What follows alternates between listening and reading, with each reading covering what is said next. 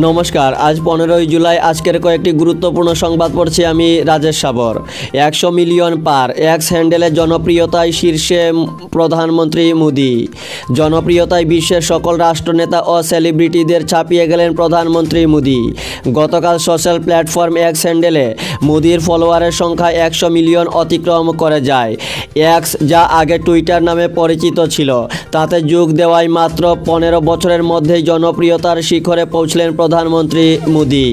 এদিকে লোকসভার বিরোধী দলনেতা রাহুল গান্ধীর এক্স মাধ্যমে ফলোয়ার সংখ্যা 26.4 মিলিয়ন।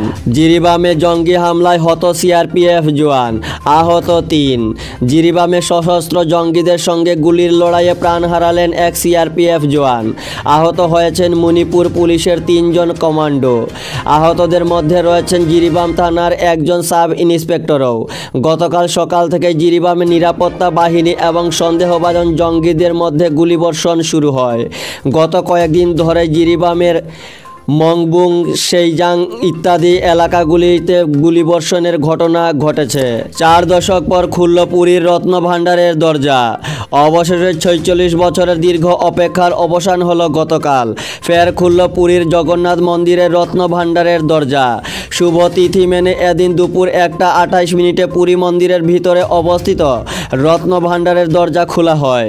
ভেতরে প্রবেশ করেন রত্নভাণ্ডারের রহস্য উন্মোচনে উড়িষ্যা সরকারের গঠিত 11 সদস্যের দল।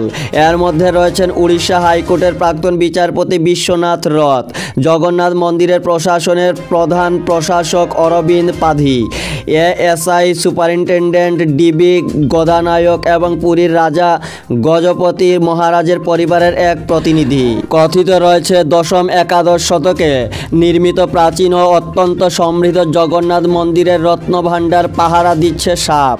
তাই এদিন 11 সদস্যের দলের সঙ্গে 2 সাপুড়েকেও নিয়ে যাওয়া হয়। মোট 2টি ভাগে বিভক্ত রত্নভাণ্ডার। এর মধ্যে বাইরের কক্ষটি বেশ কয়েকবার খোলা হয়েছে। শেষবার 1978 সালে এটি খোলা হয়েছিল। সেই সময় প্রায় 12,000 ভরি সোনার গয়না সহ বহুমূল্যের মণিমুক্ত এবং 22,000 ভরি মূল্যের রূপোর পাত্রের তথ্য জানা গিয়েছিল। এদিন সকালে রত্নভাণ্ডার খোলার অনুমতি নেওয়ার জন্য মন্দিরে বিশেষ পূজা অনুষ্ঠান হয়। এরপরে ভেতরে প্রবেশ করে 11 সদস্যের দল। রত্নভাণ্ডারের জিনিসপত্র সংরক্ষণের জন্য আনা হয়েছে 6টি বড় সিন্দুক। জগন্নাথ দেব, বলরাম দেব ও সুভদ্রা দেবীর যে গয়না রয়েছে তা ওই বাক্সে ভরে আপাতত অস্থায়ী স্ট্রংরুমে সরিয়ে রাখা হবে।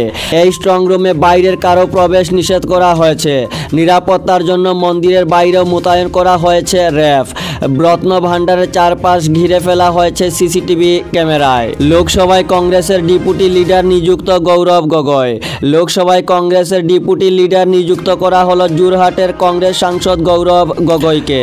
মহাকাশে স্পেস স্টেশন তৈরির জায়গা ঠিক করল ইসরো। মহাকাশে এবার তৈরি হচ্ছে ভারতের বাড়ি। মহাকাশে স্পেস স্টেশন তৈরির জায়গা ঠিক করে ফেলেছে ভারতীয় মহাকাশ গবেষণা কেন্দ্র বা ইসরো। ফলে এবার থেকে আর অন্য কোনো দেশের স্পেস স্টেশনের উপর নির্ভর করে মহাকাশে গবেষণা চালাতে হবে না ভারতীয় বিজ্ঞানীদের। মহাকাশে ভারতের তরফে যে নিজস্ব স্পেস স্টেশন তৈরির পরিকল্পনা করা হয়েছে তাতে আগেই ঘোষণা করেছিল ইসরো। প্রধানমন্ত্রী নরেন্দ্র মোদিও এ ব্যাপারে তার সম্মতি দিয়েছিলেন। এবার ইসরোর তরফে সরাসরি জানিয়ে দেওয়া হলো স্পেস স্টেশন তৈরির জন্য জায়গা নির্ধারণ করে ফেলেছে ইসরো। আর এই স্পেস স্টেশন তৈরি হলে শুধু ভারত নয়, এর সুফল পাবে সমগ্র দুনিয়া। কারণ বর্তমানে লোয়ার আর্থ অরবিটে যেমন আন্তর্জাতিক স্পেস স্টেশন রয়েছে, ভারতের স্পেস স্টেশনও ঠিক সেই একই রকম পজিশনে থাকবে।